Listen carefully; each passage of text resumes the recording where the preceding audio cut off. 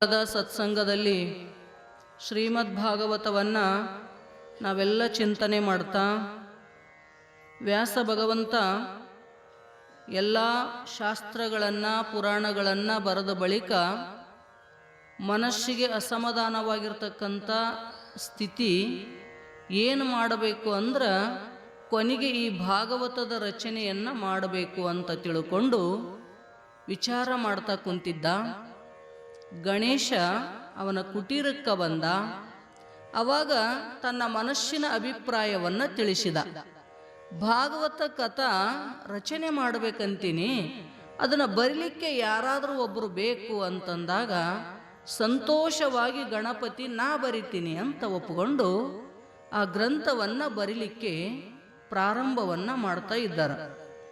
ಅದಕ್ಕೆ ಗಣಪತಿ ಒಂದು ಷರತ್ತಿಟ್ಟ, ಒಂದು ಕ್ಷಣನೂ ಕೂಡ ಖಾಲಿ ಕೂಡಂಗಿಲ್ಲ, ನಾನು ಚಾಲೂ ಮಾಡಿದೆ ಅಂದ್ರೆ ಗ್ರಂಥ ಮುಗಿಯುವ ಪರ್ಯಂತರವಾಗಿ ನೀ 24 ತಾಸು ಹೇಳಬೇಕು ಅಂದಾಗ ವ್ಯಾಸ ಭಗವಂತನಿಗೆ ಸಮಸ್ಯೆ.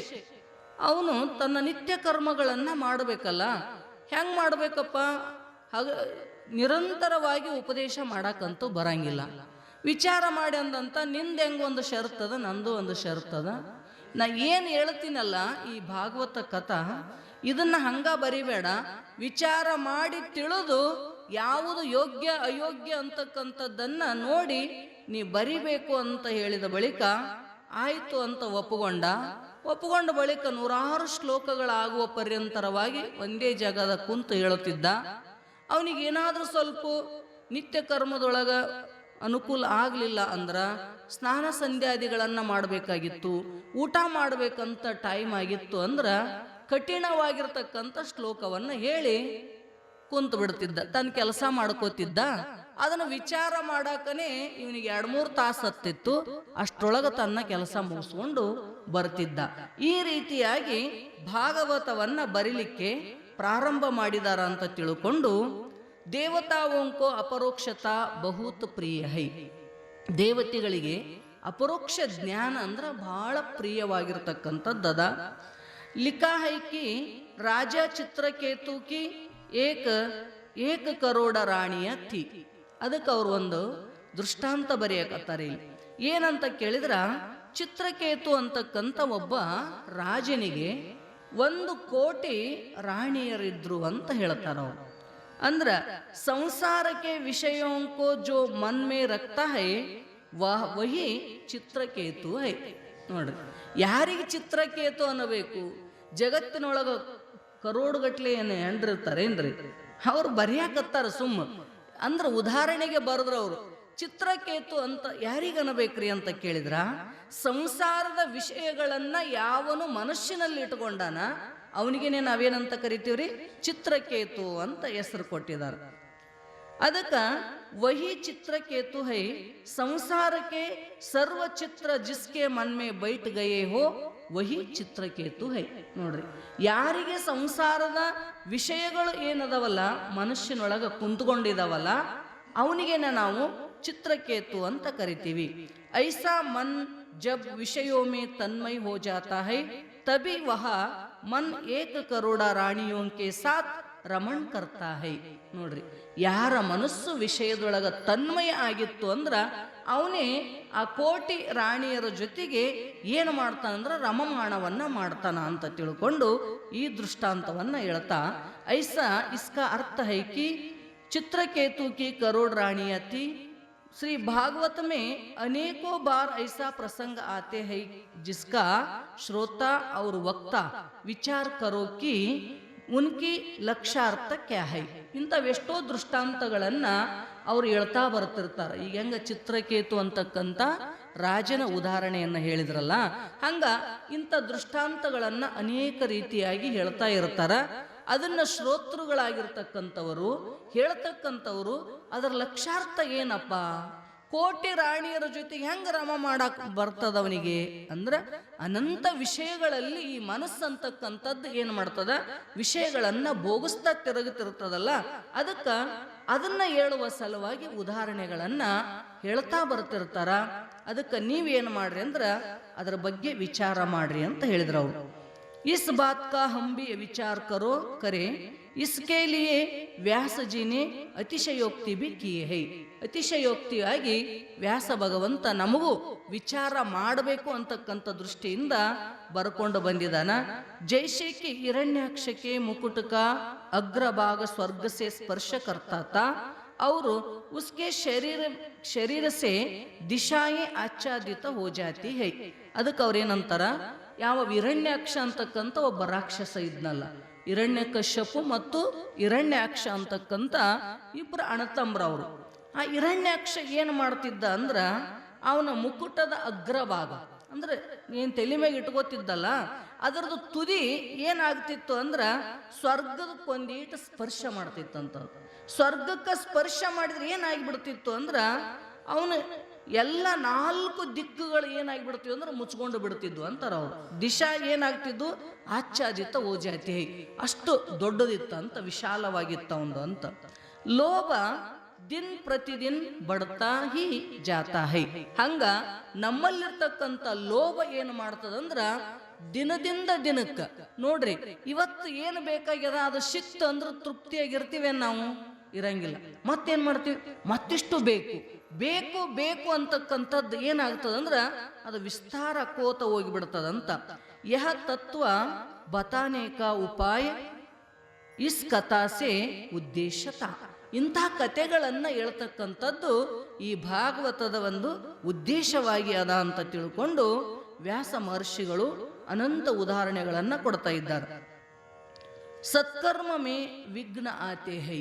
ನೋಡ್ರಿ, ನಾವು ಯಾವುದೇ ಸತ್ಕರ್ಮಗಳನ್ನ ಮಾಡಕ್ ಹೊಂಟ್ವಿ ಅಂದ್ರ ವಿಘ್ನಗಳು ಬಹಳ ಬರ್ತಾವಂತ.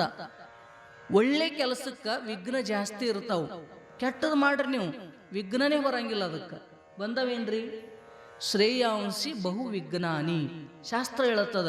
ಒಳ್ಳೆ ಕಾರ್ಯಗಳನ್ನ ಮಾಡಾಕ ನಾವು ಪ್ರಾರಂಭ ಮಾಡಿದ್ವಿ ಅಂದ್ರ ಅನಂತ ವಿಘ್ನಗಳು.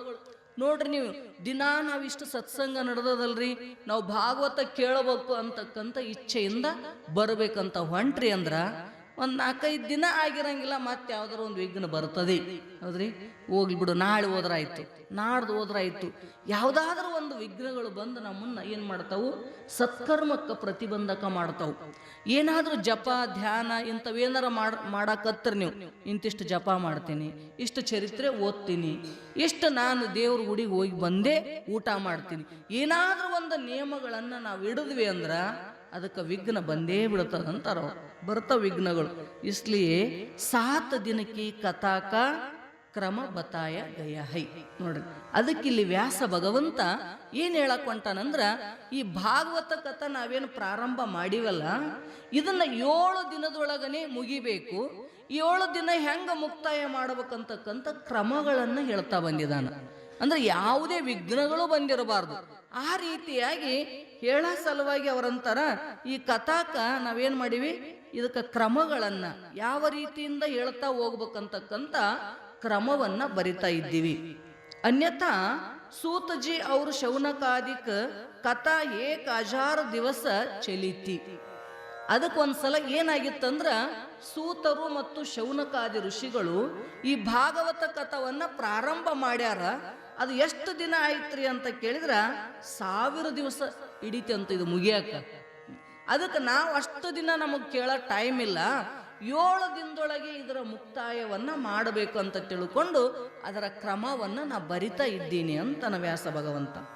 ವಿಘ್ನ ನ ಆಯೆ इसलिए व्यास जी सर्वप्रथम श्री गणेशाय नमः कहकर गणपति महाराज की ವಂದನ करते हैं. ನೋಡ್ರಿ, ಅದರ ಸಲುವಾಗಿ ನಾವು ಏನ್ ಮಾಡಾಕತ್ತೀವಿ ಅಂದ್ರ ಈ ವಿಘ್ನಗಳು ಬರಬಾರದು ಅಂತ ತಿಳ್ಕೊಂಡನೆ ಮೊಟ್ಟ ಮೊದಲಿಗೆ ವಿಘ್ನಹರ್ತನಾಗಿರ್ತಕ್ಕಂಥ ಗಣಪತಿಗೆ ನಾನು ನಮಸ್ಕಾರ ಮಾಡ್ತೀನಿ ಅಂತ ತಿಳ್ಕೊಂಡು ಶ್ರೀ ಗಣೇಶಾಯ ನಮಃ ಅಂತ ಫಸ್ಟ್ ಈ ಗ್ರಂಥದ ಆರಂಭದೊಳಗ ಗಣಪತಿಗೆ ನಮಸ್ಕಾರ ಮಾಡ್ತಾರೆ. ಇಸ್ಕೆ ಪಶ್ಚಾತ್ ಸರಸ್ವತಿ ಜಿ ಕಿ ವಂದನ್ ಕರ್ತೆ ಹೈ. ಆ ನಂತರ ಏನು ಮಾಡಿದ್ರೆ ಎರಡನೇದು ಸರಸ್ವತಿ, ವಿದ್ಯದ ಅಧಿದೇವತೆಯಾಗಿರ್ತಕ್ಕಂಥ ಏನು ಸರಸ್ವತಿ ಅದಳಲ್ಲ, ಆಕೆಗೆ ಎರಡನೇ ನಮಸ್ಕಾರವನ್ನ ಮಾಡ್ತೀನಿ. ಸರಸ್ವತಿ ಕಿ ಕೃಪಾಸೆ ಮನುಷ್ಯ ಮೇ ಸಮಜ್ ಆತಿ ಹೈ. ಭಗವತಿಯ ಕೃಪಾ ಇರ್ಲಾರ್ದನೆ ನಮಗಿದರ ಅರ್ಥ, ಇದರ ತಾತ್ಪರ್ಯ ಏನು ಅಂತಕ್ಕಂಥದ್ದನ್ನ ತಿಳಿಲಿಕ್ಕೆ ಸಾಧ್ಯನೇ ಇಲ್ಲ ಅಂತ ತಿಳ್ಕೊಂಡು ಸರಸ್ವತಿಗೆ ನಮಸ್ಕಾರವನ್ನು ಮಾಡಲೇಬೇಕು. ಅದಕ್ಕೆ ನಾವು ಮಕ್ಕಳಿಗೆ ವಿದ್ಯೆಯನ್ನು ಪ್ರಾರಂಭ ಮಾಡ್ತಕ್ಕಂಥ ಪ್ರಸಂಗದೊಳಗ ಮೊದಲು ಸರಸ್ವತಿ ಸ್ತೋತ್ರ ಹೇಳಿಸ್ತಿರ್ತಾರೆ ನೋಡ್ರಿ. ನೀವು ಸ್ಕೂಲು ಕಾಲೇಜಿಗೆ ಹೋದ್ವಿ ಅಂದ್ರೆ ಅಲ್ಲಿ ಮೊದಲು ಸರಸ್ವತಿಗೆ ನಮಸ್ಕಾರ ಮಾಡಿದ ಬಳಿಕ ಕ್ಲಾಸ್ಗಳನ್ನು ಚಾಲೂ ಮಾಡ್ತಿರ್ತಾರೆ. ಹಂಗೆ ನಾವು ಕೂಡ ಅಧ್ಯಾತ್ಮ ಮಾರ್ಗದೊಳಗೆ ಸಾಧಕನಾಗಿರ್ತಕ್ಕಂಥವನು ಮೊಟ್ಟ ಮೊದಲಿಗೆ ಗಣಪತಿಗೆ ನಮಸ್ಕಾರ, ಆನಂತರ ಸರಸ್ವತಿಗೆ ನಮಸ್ಕಾರ, ಮುಂದೆ ಗುರುಗಳಿಗೆ ನಮಸ್ಕಾರ ನಡೀತದೆ. ಅದಕ್ಕೆ ಯಾಕಂತ ಕೇಳಿದ್ರೆ ಈ ಶಾಸ್ತ್ರದ ಅರ್ಥ ತಿಳಿಬೇಕಲ್ಲ, ಅದರ ಸಲುವಾಗಿ ಆಕೆ ಕೃಪಾ ನಮಗೆ ಬೇಕು ಅಂತ ಸರಸ್ವತಿಗೆ ನಮಸ್ಕಾರ ಮಾಡಬೇಕು. ಫಿರ್ ಸದ್ಗುರು ಕಿ ವಂದನ ಕರ್ತೆ ಹೈ. ಮೂರನೇದು ಯಾರಿಗೆ ನಮಸ್ಕಾರ ಮಾಡ್ತೇವ್ರಿ ಅಂದ್ರೆ ಸದ್ಗುರುನಾಥನಿಗೆ ನಮಸ್ಕಾರವನ್ನ ಮಾಡಲೇಬೇಕು. ಯಾಕಂತ ಕೇಳಿದ್ರ ಗುರು ಕೃಪಾ ಇರಲಾರ್ದನೆ ಜೀವನಿಗೆ ಯಾವುದ್ರೊಳಗೂ ಯಶಸ್ಸನ್ನ ಸಾಧಿಸಲಿಕ್ಕೆ ಸಾಧ್ಯನೇ ಇಲ್ಲ. ಯಾವುದಾದ್ರೂ ಶಾಸ್ತ್ರಾರ್ಥಗಳು ಅವನ ಅಂತಃಕರಣದೊಳಗ ಆನಂದವನ್ನ ಕೊಡಬೇಕಾಗಿತ್ತಂದ್ರ ಅದು ಗುರು ಕೃಪಾದಿಂದನೇ ಸಾಧ್ಯ ಆಗುತ್ತದ. ಸದ್ಗುರುನಾಥನಿಗೆ ನಮಸ್ಕಾರ ಮಾಡೋದ್ರಿಂದ ಏನಾಗುತ್ತದ್ರಿ ಅಂದ್ರ ತನ್ನಲ್ಲಿರ್ತಕ್ಕಂಥ ಸಮಸ್ತ ಜ್ಞಾನವನ್ನ ಶಿಷ್ಯರಿಗೆ ಧಾರೆ ಎರಿತಾನಂತ ತಿಳ್ಕೊಂಡನೆ ಮೂರನೇದಾಗಿ ನಾವು ಸದ್ಗುರುನಾಥನಿಗೆ ನಮಸ್ಕಾರವನ್ನ ಮಾಡಬೇಕು. ಇಸ್ಕೆ ಬಾದ್ ಶ್ರೀ ಭಾಗವತಕ್ಕೆ ಪ್ರಧಾನ ದೇವ ಶ್ರೀ ಕೃಷ್ಣಕ್ಕೆ ವಂದನ್ ಕರ್ತೆ ಹೈ. ಆಮೇಲೆ ಏನ್ ಮಾಡ್ತೀವಿ ಅಂದ್ರ ಈ ಭಾಗವತಕ್ಕ ಮೂಲವಾಗಿರ್ತಕ್ಕಂಥ ಅಧಿದೇವರು ಯಾರು ಅಂತ ಕೇಳಿದ್ರ ಕೃಷ್ಣ ಪರಮಾತ್ಮ ಅದನ. ಆ ಕೃಷ್ಣ ಪರಮಾತ್ಮನಿಗೆ ನಮಸ್ಕಾರವನ್ನ ಮಾಡ್ತೀನಿ. ಮೈನೆ ಶ್ರೀ ಭಾಗವತ ಶಾಸ್ತ್ರ की रचना तो कर दी परंतु इस ग्रंथ का ಪ್ರಚಾರ ಕೌನ್ ಕರೇಗಾ. ನೋಡ್ರಿ, ವ್ಯಾಸ ಚಿಂತೆ ಬಿತ್ತವನಿಗೆ, ನಾನು ಈ ಶ್ರೀ ಭಾಗವತ ಕಥವನ್ನ ಬರದೆ ಇದ್ರ ಪ್ರಚಾರ ಯಾರು ಮಾಡಬೇಕು? ಪುಸ್ತಕ ಬರೆದು ಮುಚ್ಚಿಟ್ರೆ ಕೆಲಸ ಇಲ್ಲ, ಹೌದಿಲ್ರಿ? ಆ ಗ್ರಂಥ ಬರ್ದೀವಿ ಅಂದ್ರ ಅದನ್ನ ಪ್ರಚಾರ ಮಾಡ್ತಕ್ಕಂಥ ಒಬ್ಬ ಯೋಗ್ಯನಾಗಿರ್ತಕ್ಕಂಥ ಅಧಿಕಾರಿ ಬೇಕಾಗ್ತದ. ಅದಕ್ಕೆ ನಾನೆಲ್ಲ ರಚನೆ ಮಾಡಿದೆ, ನನಗೆ ಪ್ರಚಾರ ಮಾಡಕ್ಕೆ ಟೈಮೇ ಇಲ್ಲ. ಯಾಕಂದ್ರೆ ವ್ಯಾಸ ಭಗವಂತನಿಗೆ ಈಗ ವಯಸ್ಸಾಗಿಬಿಟ್ಟದ, ವೃದ್ಧಾವಸ್ಥೆಯೊಳಗ ಅದಾರ ಅವ್ರು. ಅದಕ್ಕೆ ವಿಚಾರ ಮಾಡಕತ್ತಿದವ, ಇದನ್ನ ಯಾರು ಪ್ರಚಾರ ಮಾಡಬೇಕಪ್ಪ? ಅದಕ್ಕೆ ವ್ಯಾಸಜಿನೇ वृद्धावस्था में इस ग्रंथ की रचना की थी अथा वे स्वयं तो इस ग्रंथ का प्रचार नहीं कर पाता. ನೋಡ್ರಿ ಹಿಂಗೆ. ಅದಕ್ಕೆ ಅವ್ರಂತಾರ, ನಾನಂತೂ ವೃದ್ಧಾವಸ್ಥೆಯೊಳಗೆ ಇದನ್ನ ರಚನೆ ಮಾಡಿದೆ, ಇದನ್ನ ಪ್ರಚಾರ ನನಗ ಹೆಂಗ ಮಾಡಕ್ಕಾಗ್ತದ ಅಂತ ವೃದ್ಧಾವಸ್ಥಾ ಮೇ ಇಸ್ ಗ್ರಂಥ ಕಿ ರಚನಾ ಕರ್ ಲೇನೆ ಪರ್ ಉಸ್ಕೆ ಚಿಂತಾ ಹುಯಿ. ನೋಡ್ರಿ, ವೃದ್ಧಾವಸ್ಥೆಯೊಳಗ ಈ ಗ್ರಂಥ ರಚನೆ ಮಾಡಿದ, ಅವನಿಗೆ ಚಿಂತೆ ಆಯಿತು. ಮಾಡಿದೆ ಕರೆ, ಇದು ಪ್ರಚಾರಕ್ಕೆ ಬರಬೇಕು, ಇದರ ಲಾಭ ಸಮಸ್ತ ಜೀವರಾಶಿಗಳಿಗೆ ಆಗಬೇಕಲ್ಲ, ಅದಕ್ಕೆ ಹೆಂಗ ಮಾಡಬೇಕಪ್ಪ ಅಂತ ಅವನಿಗೆ ಚಿಂತೆ ಆಯ್ತಂತ. ನೀವು ಎಷ್ಟೆಲ್ಲ ಗಳಿಸಿದ್ರಿ ಕರೆ, ಅದನ್ನ ನಡೆಸ್ಕೊಂಡು ಹೋಗ್ತಕ್ಕಂಥ ಯೋಗ್ಯ ಮಗ ಸಿಗಲಿಲ್ಲ ಅಂದ್ರೆ ಚಿಂತೆ ಆಗ್ತದಿಲ್ಲ ತಂದೆ ತಾಯಿ? ಇಟೆಲ್ಲ ಕಷ್ಟಪಟ್ಟು ಗಳಿಸಿದೆ, ಇದನ್ನ ಮುನ್ನಡೆಸ್ಕೊಂಡು ಹೋಗ್ತಕ್ಕಂಥವ್ರು ಒಬ್ಬರು ಬೇಕಲ್ಲಪ್ಪ, ಎಲ್ಲರಿಗೆ ಚಿಂತೆ ಇರ್ತದೆ. ಹಂಗ ಅವನಿಗೆ ಚಿಂತೆ ಆಯ್ತು. ಅದಕ್ಕೆ ಯಹ ಶಾಸ್ತ್ರ ಅಬ್ಬ ಮೈ ಕಿಸ್ಕೋದು ವಿಚಾರ ಮಾಡಿದ, ನಾ ಈ ಶಾಸ್ತ್ರವನ್ನ ಯಾರಿಗೆ ಕೊಡ್ಲಿ? ಶ್ರೀ ಭಾಗವತ ಶಾಸ್ತ್ರ ಮೈನೆ ಮಾನವ ಸಮಾಜಕ್ಕೆ ಕಲ್ಯಾಣಕ್ಕೆ ಲಿಯೇ ರಚಾ ಹೈ. ನಾನಂತೂ ಈ ಭಾಗವತ ಶಾಸ್ತ್ರ ಯಾರ ಸಲುವಾಗಿ ಬರೆದೀನಿ? ಮಾನವ ಜಾತಿ ಕಲ್ಯಾಣ ಆಗಲಿ ಅಂತಕ್ಕಂಥ ಉದ್ದೇಶದಿಂದ ಇದನ್ನ ಬರ್ಕೊಂಡು ಬಂದೀನಿ. ಶ್ರೀ ಭಾಗವತ್ ಕಿ ರಚನಾ ಕರ್ಕೆ ಮೈನೆ ಕಮಲ್ ರಕಾ ದಿ ಹೈ. ಅದಕ್ಕೆ ಈ ಭಾಗವತ ಶಾಸ್ತ್ರ ಅಂತಕ್ಕಂಥ ಪವಿತ್ರ ವಾಣಿಯನ್ನ, ಈಶ್ವರ ರೂಪ ವಾಣಿಯನ್ನ ನಾನು ಕೊಟ್ಟಿದ್ದೀನಿ ಕರೆ. ಅಬ್ ತಕ್ ಮೈ ಬಹುತ್ ಬೋಲಾ, ಮೈ ಬಹುತ್ ಕುಚ್ ಲಿಖಾ, ಅಬ್ ಮೈ ಈಶ್ವರ ಕೆ ಸಾಥ್ ಅಪನಾ ಸಂಬಂಧ ಜೋಡೂಂಗಾ. ನೋಡ್ರಿ, ನಾ ಇಲ್ಲಿ ಪರ್ಯಂತರವಾಗಿ ಬಹಳ ಗ್ರಂಥಗಳನ್ನ ಬರೆದೀನಿ. ಎಷ್ಟು ಗ್ರಂಥ? 18 ಪುರಾಣ, 18 ಉಪಪುರಾಣಗಳನ್ನ ಬರೆದ. ಎಲ್ಲವನ್ನ ಬ್ರಹ್ಮಸೂತ್ರ ಮೊದಲಾಗಿರ್ತಕ್ಕಂಥವುಗಳಿಗೆ ಭಾಷ್ಯ ಬರೆದ ಕರೆ, ಅವುಗಳನ್ನ ಸೂತ್ರಗಳನ್ನ ಇಷ್ಟೆಲ್ಲ ಬರೆದ್ರು ಕೂಡ ಮತ್ತ ಅವನ್ನ ಹೇಳಿದೆ, ಹೇಳ್ಕೊಂಡು ಬಂದೆ, ಬರ್ಕೊಂಡು ಬಂದೆ. ಆದ್ರ ಅಬ್ ಮೈ ಈಶ್ವರ ಕೆ ಸಾಥ್ ಅಪನ ಸಂಬಂಧ ಜೋಡುಂಗಾ. ಹೀಗ ನಾ ಏನ್ ಮಾಡಕ್ ಹೊಂಟೀನಿ ಅಂದ್ರ ಪರಮಾತ್ಮನ ಜೊತೆಗೆ ಸಂಬಂಧವನ್ನ ಬೆಳೆಸಬೇಕಾಗ್ಯದ. ಮೇರಾ ಜೀವ ಜೋ ಪ್ರಭು ಸೆ ಅಲಗ್ ಹೋ ಗಯಾ ಥಾ. ನನ್ನ ಜೀವನ ಏನಾಗಿತ್ತಂದ್ರ ಪರಮಾತ್ಮನಿಗಿಂತ ಬ್ಯಾರೆ ಆಗಿತ್ತು. ವಹಿ ಶ್ರೀ ಕೃಷ್ಣಕ್ಕೆ हो इसलिए मैंने ಭಾಗವತ ಶಾಸ್ತ್ರ ಬನಾಯ ಹೈ. ಈಗ ನಾನು ಪರಮಾತ್ಮನ ಜೊತೆಗೆ ಒಂದಾಗಬೇಕು ಅಂತ ತಿಳ್ಕೊಂಡು ಈ ಭಾಗವತ ಶಾಸ್ತ್ರವನ್ನ ಬರ್ಕೊಂಡು ಬಂದೆ. ಭಾಗವತ ಯಹ ಪ್ರೇಮಕ ಶಾಸ್ತ್ರ ಹೈ. ಇದು ಎಂಥದ್ದದ ಅಂತ ಕೇಳಿದ್ರ ಪ್ರೇಮದ ಶಾಸ್ತ್ರ ಇರೋದು. ಪ್ರೇಮವನ್ನೇ ಇದರೊಳಗೆ ಮುಖ್ಯವಾಗಿ ಇಟ್ಟುಕೊಂಡು ಬರೆದಿದ್ದಾನ ಈ ವ್ಯಾಸ ಭಗವಂತ. ಇಸ್ ಪ್ರೇಮ ಶಾಸ್ತ್ರ ಕಾ ಪ್ರಚಾರ ತೋ ವಹಿ ಕರ್ ಸಕ್ತಾ ಹೈ ಜೋ ಅತಿಶಯ ವಿರಕ್ತ ಹೋ. ಇಂಥ ಪ್ರೇಮ ಶಾಸ್ತ್ರವನ್ನ ಯಾರಿಗೆ ಪ್ರಚಾರ ಮಾಡಾಕ ಬರುತ್ತದ್ರಿ ಅಂದ್ರ ವಿಷಯಾಸಕ್ತನಿಗೆ ಪ್ರಚಾರ ಮಾಡಾಕ ಬರಂಗಿಲ್ಲ. ಅತಿಶಯವಾಗಿರ್ತಕ್ಕಂಥ ವೈರಾಗ್ಯ ಯಾರಿಗದ ಅವರೇ ಈ ಪ್ರೇಮ ಶಾಸ್ತ್ರವನ್ನ ಪ್ರಚಾರ ಮಾಡಾಕ ಬರುತ್ತದ ಅಂತ ತಿಳ್ಕೊಂಡು ಶ್ರೀಕೃಷ್ಣ ಕೋ ಚೋಡ್ಕರ್ ಅನ್ಯಕ್ಕೆ ಸಾತ್ ಪ್ರೇಮ ಕರ್ನೆ ವಾಲೆ ಇಸ್ ಕಥಾಕ್ಕೆ ಅಧಿಕಾರಿ ನಹಿ ಹೈ. ನೋಡ್ರಿ, ಪರಮಾತ್ಮನ ಪ್ರೇಮವನ್ನ ಬಿಟ್ಟುಕೊಟ್ಟು ಅನ್ಯಾನ್ಯ ಪ್ರಪಂಚ ಪ್ರೇಮದೊಳಗ ಮುಳುಗಿರ್ತಕ್ಕಂಥ ಜೀವಾತ್ಮರಿಗೆ ಇದನ್ನ ಶಾಸ್ತ್ರವನ್ನ ಈ ಪ್ರೇಮ ಶಾಸ್ತ್ರವನ್ನ ಪ್ರಚಾರ ಮಾಡಕ ಸಾಧ್ಯನೇ ಇಲ್ಲ. ಅವ್ರಿದಕ್ಕೆ ಅಧಿಕಾರಿಗಳೇ ಅಲ್ಲ. ಐಸಾ ಕೌನ್ ಮಿಲೇಗ. ಮತ್ತು ಹಂಗಾದ್ರೆ ನನಗೆ ಯಾರು ಸಿಗುತ್ತಾರಪ್ಪ? ಇಂಥ ವಿರಕ್ತರು ಬೇಕಲ್ಲ, ಅತಿಶಯವಾಗಿರ್ತಕ್ಕಂಥ ವೈರಾಗ್ಯ. ಅಂತ ವೈರಾಗ್ಯವಂತರು ಪ್ರಪಂಚದೊಳಗ ಸಿಗುತ್ತಾರೆ ನಮಗ? ಪ್ರಪಂಚದ ವಿಷಯದಲ್ಲಿ ಆಸಕ್ತರಾಗಿರ್ತಕ್ಕಂಥ ಎಲ್ಲ ಜೀವರು ಒಂದಿಲ್ಲ ಒಂದು ವಿಷಯದೊಳಗ ಸಿಕ್ಕೊಂಡು ಕುಂತೀವಿ ನಾವು.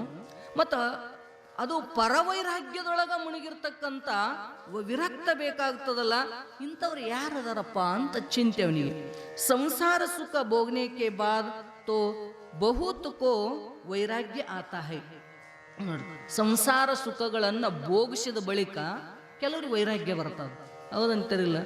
ಪ್ರಥಮದೊಳಗ ವೈರಾಗ್ಯ ಬರಬೇಕಲ್ಲ. ವಿಷಯಗಳನ್ನ ಭೋಗಿಸಿ ಅದ್ರೊಳಗ ಸುಖ ಇಲ್ಲ ಅಂತ ಗೊತ್ತಾಗಿ ವೈರಾಗ್ಯ ಬಂದವರು ಬಹಳ ಜನ ಸಿಗುತ್ತಾರಂತವ್ರು. ಪರಂತು ಜನ್ಮಸೆ ಜಿಸ್ನೆ ವೈರಾಗ್ಯ ಅಪನಾಯ ಹೈ ವೈಸಾ ಕೌನ್ ಮಿಲೇಗ. ಜನ್ಮತಾ ವೈರಾಗ್ಯವನ್ನ ತಾಳಿರ್ತಕ್ಕಂಥ ಒಬ್ಬ ಪುಣ್ಯಾತ್ಮ ಯಾರಾದ್ರೂ ಬೇಕಲ್ಲ ಅಂತ ತಿಳ್ಕೊಂಡು ವ್ಯಾಸ ಕಿಶಿ ಯೋಗ್ಯ ಪುತ್ರಕೋ ಯಹ ಜ್ಞಾನ ದೇದು.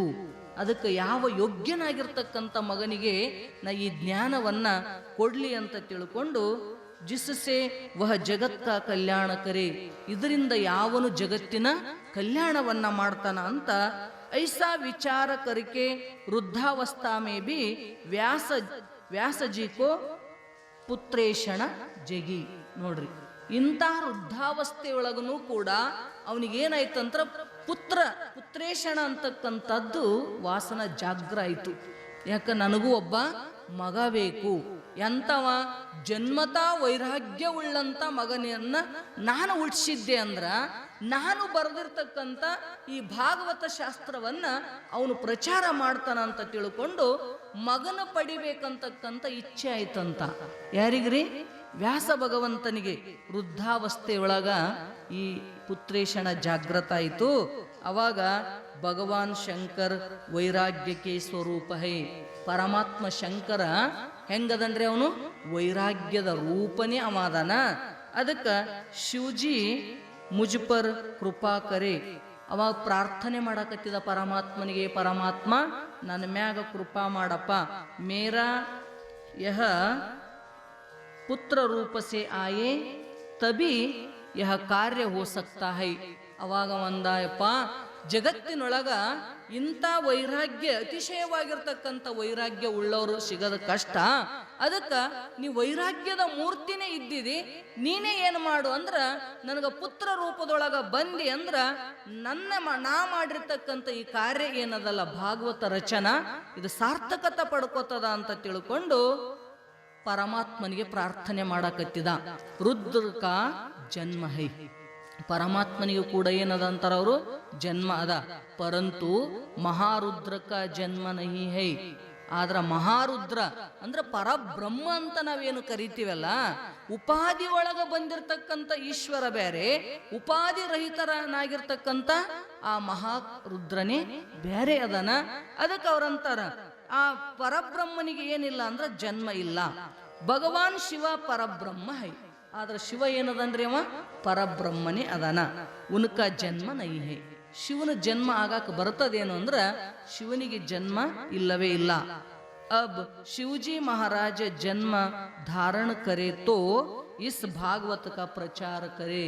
ಆದ್ರೆ ಅವನ ಸಂಕಲ್ಪ ಏನದ, ಈ ಶಂಕರ ಪರಮಾತ್ಮ ಜನ್ಮ ತಗೋಬೇಕು, ಈ ಭಾಗವತವನ್ನ ಪ್ರಚಾರ ಮಾಡಬೇಕು ಅಂತ ಅವನ್ ತಲೆಯೊಳಗಿರೋದ್ರಿಂದ ಭಾಗವತ ಶಾಸ್ತ್ರಕ ಪ್ರಚಾರ ತೋ ಶಿವಜಿ ಹಿ ಕರ್ ಸಕ್ತೆ ಹೈ. ವಿಚಾರ ಮಾಡಿದ, ಈ ಭಾಗವತ ಶಾಸ್ತ್ರ ಪ್ರಚಾರ ಭಗವಂತನೇ ಮಾಡಬೇಕು ಅಂತ ತಿಳ್ಕೊಂಡು ಕಾರಣ ಉನ್ಮೆ ಹಿ ಸಂಪೂರ್ಣ ವೈರಾಗ್ಯ ಹೈ. ಯಾಕೆ ಶಿವನೇ ಮಾಡಬೇಕ್ರಿ, ಶಿವನೇ ಯಾಕೆ ಜನ್ಮ ತಗೋಬೇಕು ಅಂತ ಕೇಳಿದ್ರ ಸಂಪೂರ್ಣವಾಗಿರ್ತಕ್ಕಂಥ ವೈರಾಗ್ಯ ಅವನಲ್ಲಿ ಇರೋದ್ರಿಂದ. ಜನ್ಮ ಸೇ ಜಿಸೆ ವೈರಾಗ್ಯ ಹೋ ವಹಿ ಭಾಗವತ ಕಾ ಪ್ರಚಾರ ಕರ್ ಸಕ್ತಾ ಹೈ.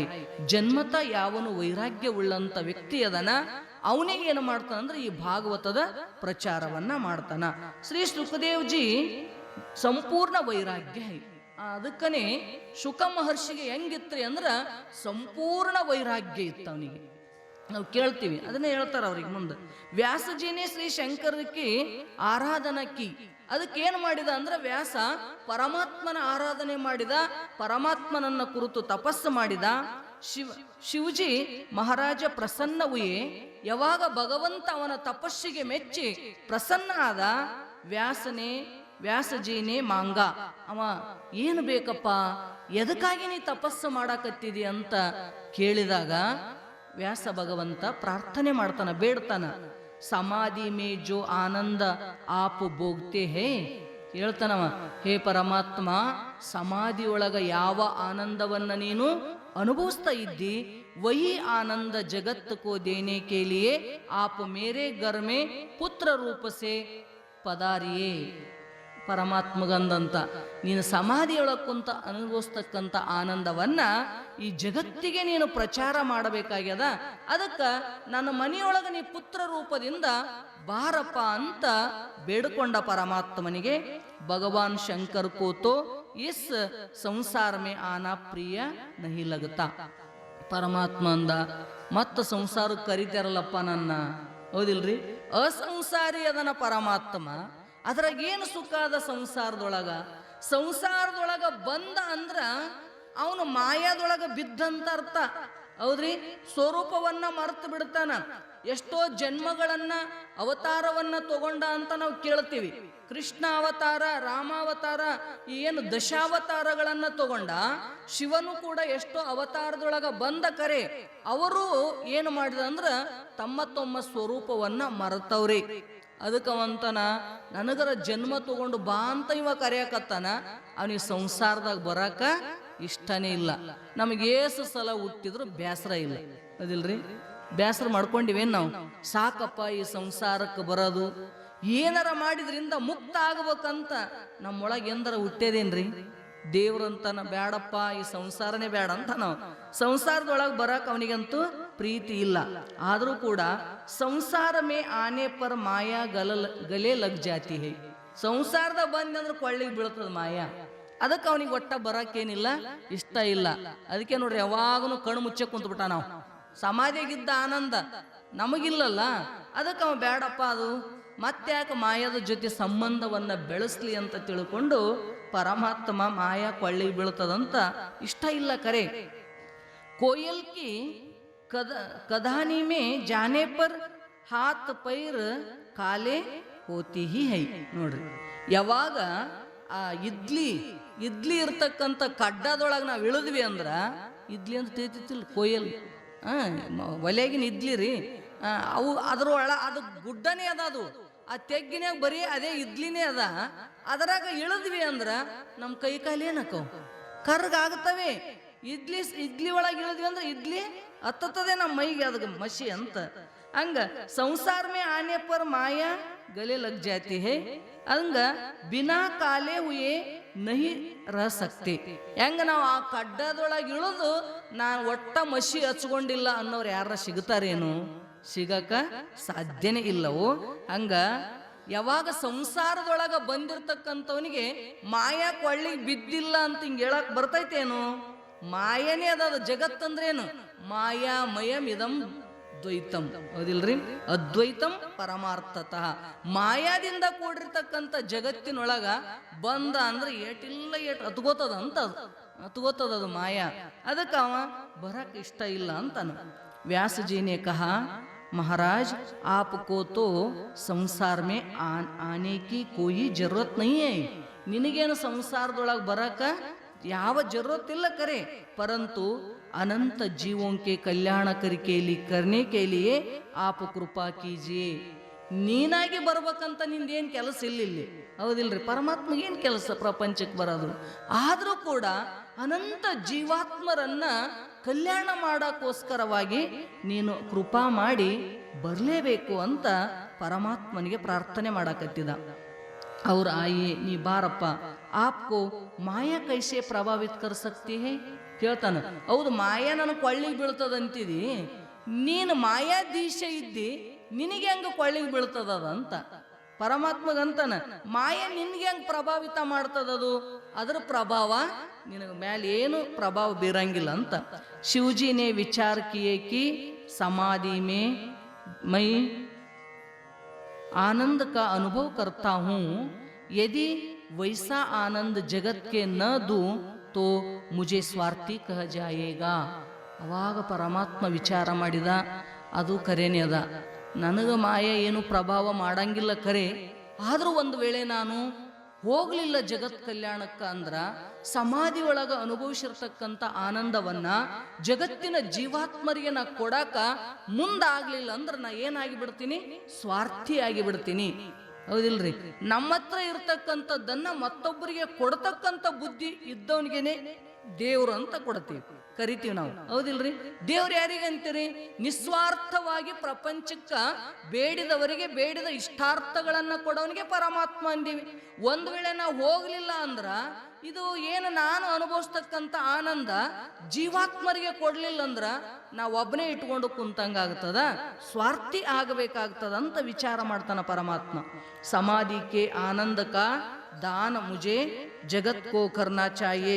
ಅದಕ್ಕೆ ಸಮಾಧಿ ಒಳಗಿರ್ತಕ್ಕಂಥ ಆನಂದವನ್ನ ಜಗತ್ತಿಗೆ ನಾನು ಕೊಡ್ಲೇಬೇಕಾಗ್ತದ. ಐಸಾ ವಿಚಾರಕರಿಕೆ ಶಿವಜಿ ಮಹಾರಾಜ ಅವತಾರ ಲೇನೇಕು ತತ್ಪರ್ ಹೋಗಯ್ಯ. ಅದಕ್ಕೆ ಪರಮಾತ್ಮ ನಾ ಏನು ಅವತಾರ ತಗೋಬೇಕು ಅಂತ ರೆಡಿ ಆದವ. ಸುಖದೇವ್ ಜಿ ಭಗವಾನ್ ಶಿವಜಿ ಕೆ ಅವತಾರ ಥೇ. ಅವನೇ ಸುಖದೇವ, ಏನು ವ್ಯಾಸನ ಮಗ ಇದ್ದಲ್ಲ, ಅವನೇ ಪರಮಾತ್ಮನ ಅವತಾರಿ. ಅಥ ವೇ ಜನ್ಮ ಸೇಹಿ ಪೂರ್ಣ ನಿರ್ವಿಕಾರತೆ. ಅವ ಹೆಂಗಿದ್ದ ಅಂದ್ರೆ ಜನ್ಮತ ನಿರ್ವಿಕಾರವಾಗಿ ಇದ್ದ. ಜೋ ಜನ್ಮ ಸೇ ವಿರಕ್ತ ಓತಾ ಹೈ. ಅವ ಹೆಂಗಿದ್ದ ಅಂದ್ರೆ ಹುಟ್ಟತ್ಲೇನೆ ವೈರಾಗ್ಯವಂತನಾಗಿನೇ ಹುಟ್ಟಿದ್ದ. ವಹಿ 16 ಆನೆ ವೈರಾಗಿ ಕಹಲಾತ ಹೈ. ಅವನಿಗೇನಂತ ಕರಿತೀವಿ ಅಂತ ಕೇಳಿದ್ರ 100% ವಿರಕ್ತ. ಅವನಿಗೆ ನಿಜವಾಗಿರ್ತಕ್ಕಂಥ ಸನ್ಯಾಸ ಸ್ವಭಾವ ಉಳ್ಳವ ಅಂತ ತಿಳ್ಕೊಂಡು ಆ ಶುಕ ಮಹರ್ಷಿಗೆ ಏನಂತ ಕರೆದ್ರಂದ್ರ ಅತಿ ವೈರಾಗ್ಯವುಳ್ಳಂತ ವ್ಯಕ್ತಿ ಅವ ಪರಮಾತ್ಮನ ಅವತಾರಿನೇ ಅದನ. ಅವನೇ ವ್ಯಾಸ ಭಗವಂತನ ಮನೆಯೊಳಗ ಅವತಾರವನ್ನ ತಗೊಂಡು ಮುಂದೆ ಈ ಭಾಗವತದ ಪ್ರಚಾರವನ್ನ ಮಾಡ್ತಾನ ಅಂತಕ್ಕಂಥ ಮಾತನ್ನ ಉಪದೇಶ ಮಾಡೋರಿದಾರ. ಇದೇ ವಿಷಯವನ್ನ ನಾಳೆ ದಿವಸ ಮುಂದೆ ಚಿಂತನೆ ಮಾಡೋಣ ಅಂತ ಹೇಳ್ತಾ, ಇನ್ನು ಮುಂದೆ ಸದ್ಗುರು ಅಪ್ಪಾಜಿಯವರು ನಮ್ಮೆಲ್ಲರಿಗೂ ಉಪದೇಶವನ್ನು ಕರುಣಿಸ್ತಾರಂತ ಹೇಳ್ತಾ ನನ್ನ 2 ತೊದಲು ನುಡಿಗಳನ್ನು ಸದ್ಗುರುನಾಥ ನುಡಿದ ಅವರುಗಳಲ್ಲಿ ಅರ್ಪಿಸ್ತಾ ಇದ್ದೀನಿ.